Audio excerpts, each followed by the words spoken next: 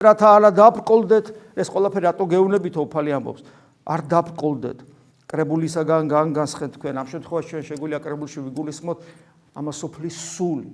მსოფლიო თვალსაზრისით, რასაც გლობალური პოლიტიკა ქვია, მომავალი ანტიქრისტეს სამეფო და ძალიან არ მინდა, მაგრამ თუ საქართველოშიც იგივე დადგება, ესეც უნდა გავითვალისწინოთ. ამას სოფლის სული ზოგადად. კრებულისაგან განგანსხეთ თქვენ, არამედ მოვალს ჟამი და კიდევ უფრო ამძაფრებს.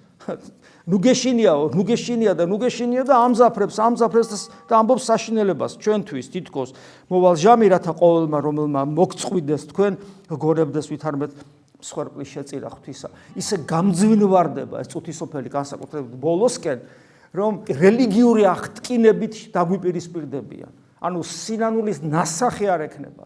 და ამას როგორ უნდა დაუპირისპირდე?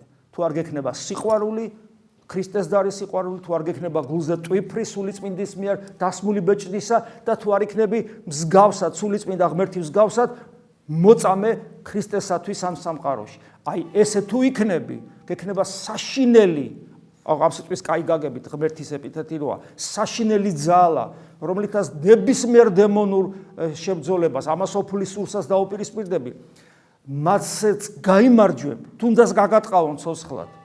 და შეინარჩუნებ ყველაზე მთავარს, რას? ქრისტეს თვისებებს, რითაც ცხონდები. გესმით? აი ეს არის ჩვენი საკეთებელი და თუ ეს ადამიანი ასე ცხოვრობს, უკვე მას აქვე აქვს სიხარულის განცდა, ბედნიერების განცდაც და მასში იმედი არასოდეს ქრება, იმიტომ რომ იმედი თავად ქრისტეა, რომელიც ჩვენში უნდა ცხოვრობდეს და იმედი მაქვს ცხოვრობს კიდევაც. ამინ.